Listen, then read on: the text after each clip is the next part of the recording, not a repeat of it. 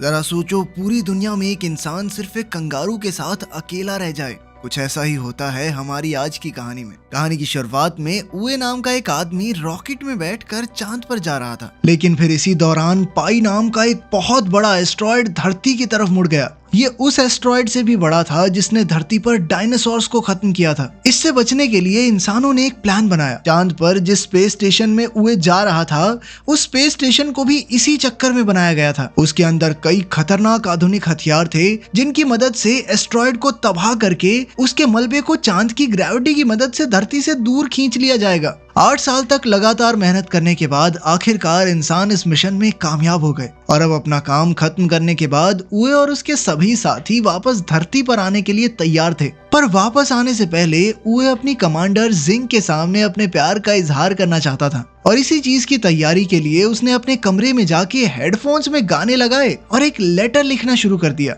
उसी वक्त जू नाम के एक एस्ट्रोनॉट ने घबराते हुए कमांडर जिंग को एक खबर दी। दरअसल ऐन वक्त पर उनके हथियारों में कुछ गड़बड़ी हो गई थी। अगले आधे घंटे में पाई एस्ट्रॉयड का सारा मलबा चांद पर गिरने वाला था। ये खबर मिलते ही कमांडर जिंग ने तुरंत ही स्पेस स्टेशन को खाली करने के ऑर्डर्स दे दिए, जिसके बाद सभी लोग पूरी रफ्तार से अपने अपने रॉकेट्स की तरफ भागने लग गए। लेकिन वहीं यूए अभी भी अपना लव लेटर लिखने में लगा हुआ था और कानों में लगे हेडफोन्स की वजह से उसे कोई वार्निंग अलार्म भी सुनाई नहीं दिया। पर कुछ ही मिनटों के बाद उसकी नजर पहले रॉकेट पर पड़ी, जिसे देखते ही वो पूरी रफ्तार से बेस स्टेशन की तरफ भागा। उस वक्त पर वहां 6 और रॉकेट्स मौजूद थे, जिन्हें देखकर उए को थोड़ी तसल्ली महसूस हुई। पर तभी अचानक से 5 रॉकेट्स एक साथ ही उड़ गए, जिसके बाद उए के पास सिर्फ एक आखिरी रॉकेट बचा था। उसने अपनी टीम के साथ संपर्क करने की कई नाकामयाब कोशिशें की, लेकिन फिर कोई दूसरा चारा न दिखने पर उसने अपने रोवर को पूरी रफ्तार से भगाना शुरू कर दिया। पर तभी उसके रास्ते में एक बहुत बड़ा गड्ढा आया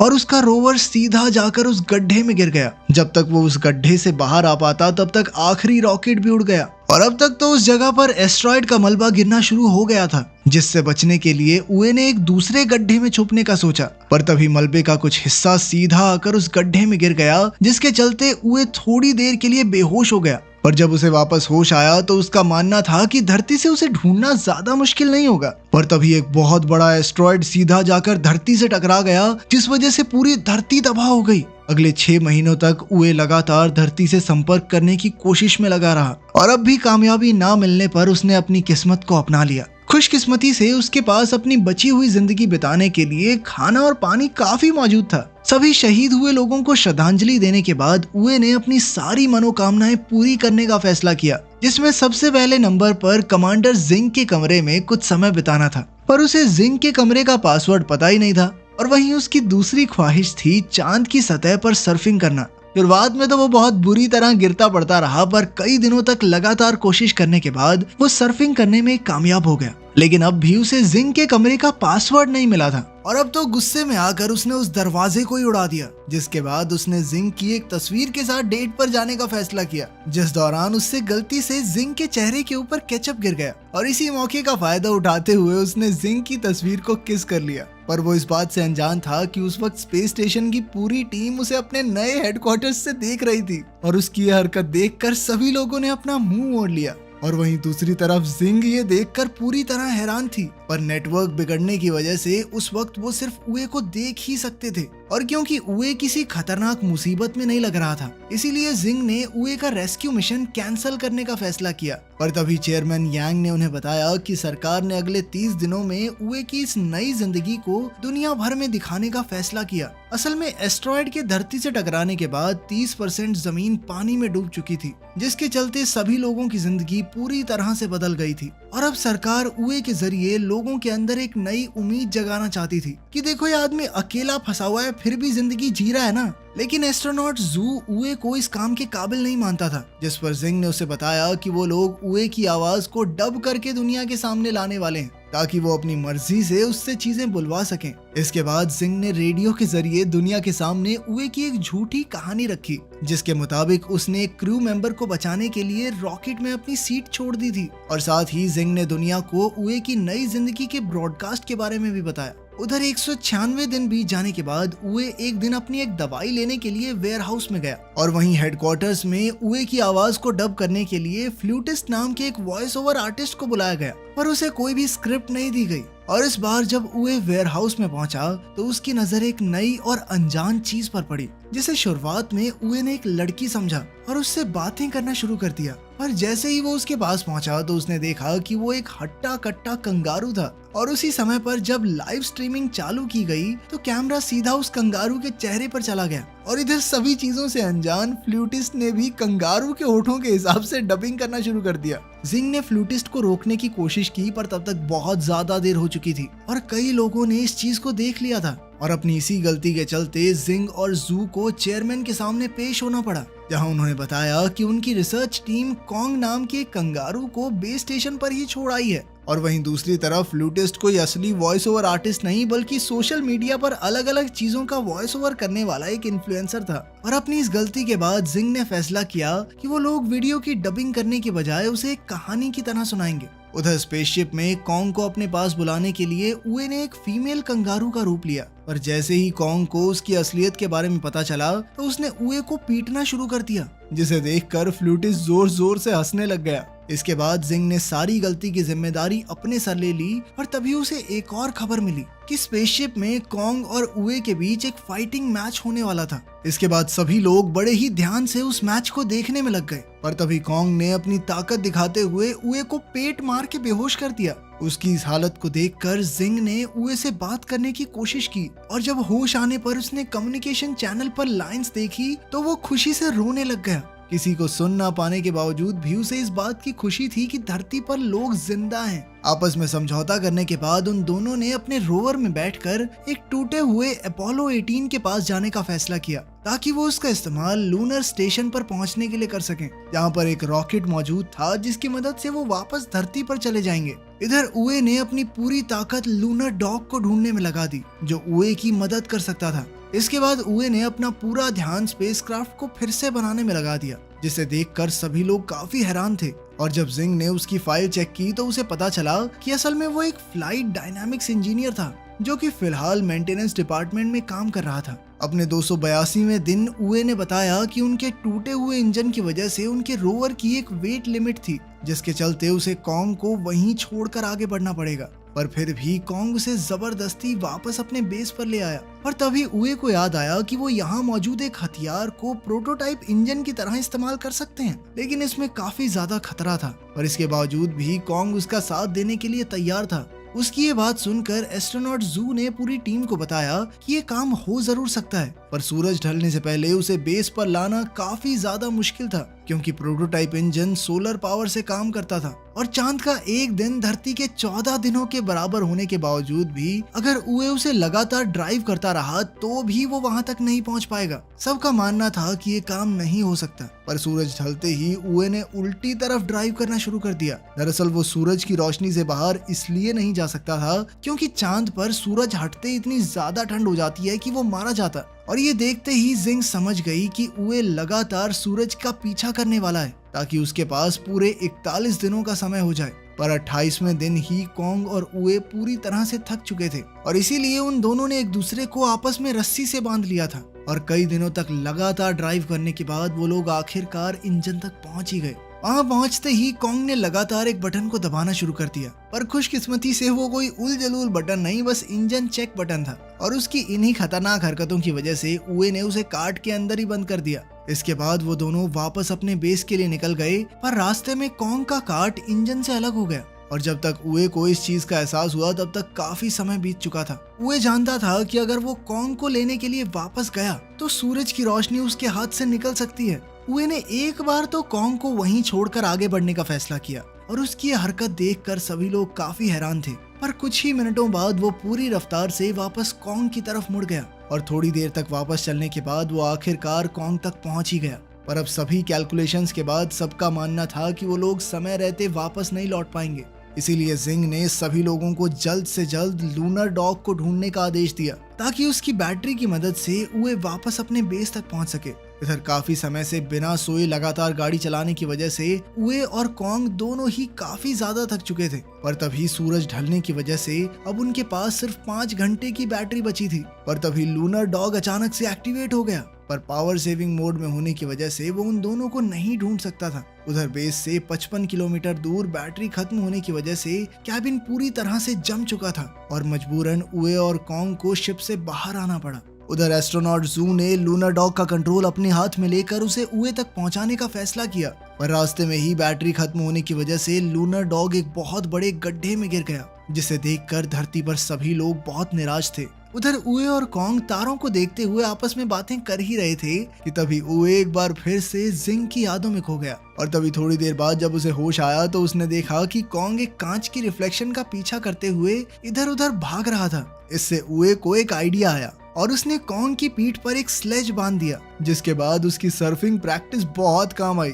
अब वो दोनों बड़ी ही तेजी से आगे बढ़ रहे थे, पर तभी उनके सामने एक बहुत बड़ा गड्ढा आ गया, जिसे पार करने के लिए उए ने बड़ी ही चालाकी से नाइट्रोजन टैंक्स का इस्तेमाल किया। उसकी ये कामयाबी देखकर धरती पर सभी लोग काफी ज्यादा खुश थे और अब उन सभी में एक नई उम्मीद जाग गई थी। दूसरी तरफ अपनी बहादुरी की वजह से उए को धरती पर कई सम्मान मिले, जिन्हें लेने के लिए चेयरमैन खुद जाया करते थे। तभी जिंग ने चेयरमैन को बताया कि आने वाले 3 महीनों में कम्युनिकेशन लाइंस ठीक होने वाली थी, जिसके बाद वो लोग उए से संपर्क कर सकते हैं। धीरे धीरे चीजें वापस से ठीक होने लगी थी, पर कोई ये नहीं जानता था कि पाई एस्ट्रॉइड का एक बहुत बड़ा हिस्सा अभी भी खतरा बनकर उन सभी का इंतजार कर रहा था। उधर उए और कॉन्ग आपस में खेल रहे थे कि तभी कॉन्ग ने गलती से कुछ तारों को छू दिया, जिसके बाद उए को स्क्रीन पर पिछली बार की तरह कुछ सिग्नल्स दिखाई दिए। ये देखकर अब उए को लग रहा था कि शायद धरती पर कोई जिंदा नहीं बचा है और शायद पहले भी कॉन्ग ने इसी तरह तारों से कुछ छेड़खानी कर दी होगी और तब वो सिग्नल आए होंगे।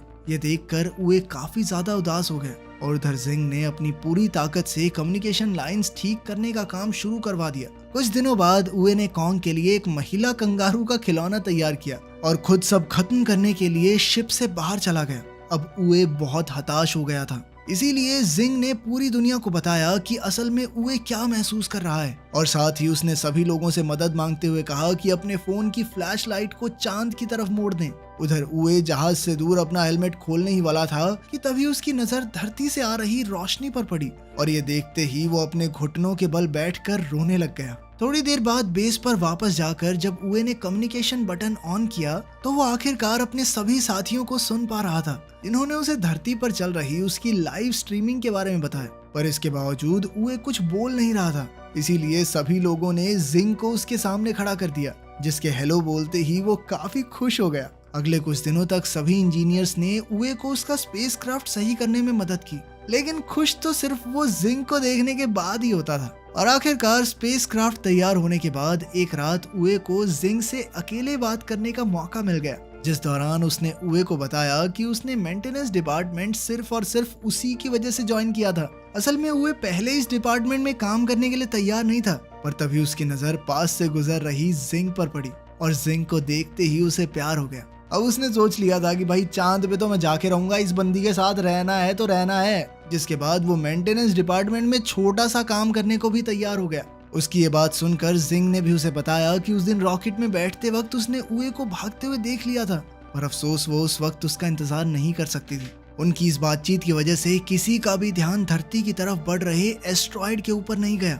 अगले दिन कॉन्ग और उए अपने घर वापस आने के लिए पूरी तरह तैयार थे और अपनी टीम की मदद से उन्होंने आखिरकार स्पेसक्राफ्ट को सही सलामत लॉन्च भी कर लिया, जिसे देखकर सभी लोग काफी ज्यादा खुश थे, क्योंकि उए और कॉन्ग चांद पर 923 दिन बिताने के बाद आखिरकार स्पेस स्टेशन में पहुंच गए थे। पर तभी जू ने एक अर्जेंट मीटिंग बुलाकर सभी को पाई के उस बड़े हिस्से के बारे में बताया जो तेजी से उनकी तरफ बढ़ रहा था। और वहीं चेयरमैन का मानना था कि सिर्फ एक ही आदमी उन्हें इस खतरे से बचा सकता है, क्योंकि उसके जहाज का इंजन अपने आप में एक हथियार था। वो आदमी कोई और नहीं बल्कि उए ही था। ये सुनते ही जिंग ने कंट्रोल रूम में जाकर लाइव स्ट्रीमिंग को बंद कर दिया, जिसकी वजह से सभी लोग काफी हैरान थे। पर इससे पहले कि वो उए से बात करती, उसे पहले ही इस खतरे के बारे में पता चल गया था। असल में उसने हेडफोन्स के जरिए उनकी सारी बातें सुन ली थी और अब वो जानता था कि मिसाइल्स में इंजन्स ना होने की वजह से उसे खुद उन मिसाइल्स को एस्ट्रॉइड से टकराना पड़ेगा और मिसाइल के एक्टिवेट होने से पहले उसे अपने स्पेसक्राफ्ट में वापस भी आना होगा।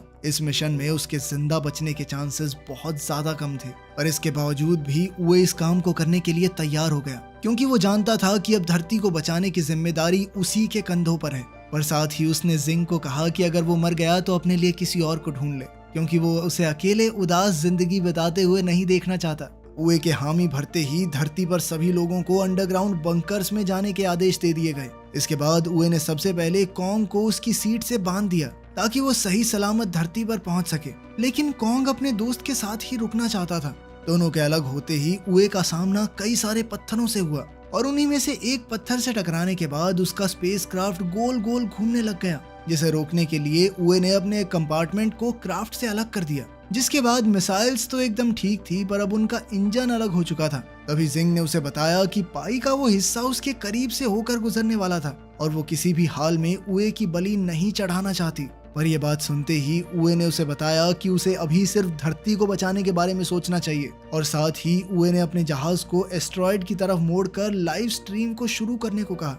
इसके बाद उसने मिसाइल्स को डिटैच करते हुए सबके साथ के लिए उनका धन्यवाद किया। साथ ही उसने सबको बताया कि वो हमेशा सोचता था कि या तो आगे वाले मरेंगे या फिर पीछे वाले, बीच में काम करना एकदम सेफ है, लेकिन आज वो धरती और उस एस्ट्रॉयड के बीच में खड़ा हुआ था। इसके बाद वो जिंग का पसंदीदा गाना गाते हुए पूरी रफ्तार से एस्ट्रॉयड की तरफ बढ़ने लग गया, जिसे देखकर जिंग के साथ साथ सभी लोग रो रहे थे। उसके एस्ट्रॉयड के पास पहुंचते ही जिंग ने मिसाइल्स का बटन दबाने की नाकामयाब कोशिश की और उस वक्त उसके दिमाग में सिर्फ उए के साथ बिताए हुए कुछ पल ही घूम रहे थे। पर तभी उए ने उसे उसकी जिम्मेदारी याद दिलाते हुए बटन को दबाने को कहा, जिसके कुछ ही सेकंड बाद एक बहुत बड़ा धमाका हुआ और वो एस्ट्रॉयड छोटे छोटे टुकड़ों में बिखर गया। वो छोटे छोटे टुकड़े धरती से टकराते हुए तारों की तरह लग रहे थे, जिन्हें लाखों लोगों के साथ साथ कॉन्ग भी देख सकता था। तभी भीड़ में मौजूद एक लड़के ने अपनी छोटी बहन को बताया कि आज वो लोग अपने घर सिर्फ मून मैन की वजह से जा पाएंगे। अगले 10 सालों में सभी की मेहनत की वजह से धरती वापस सही हो चुकी थी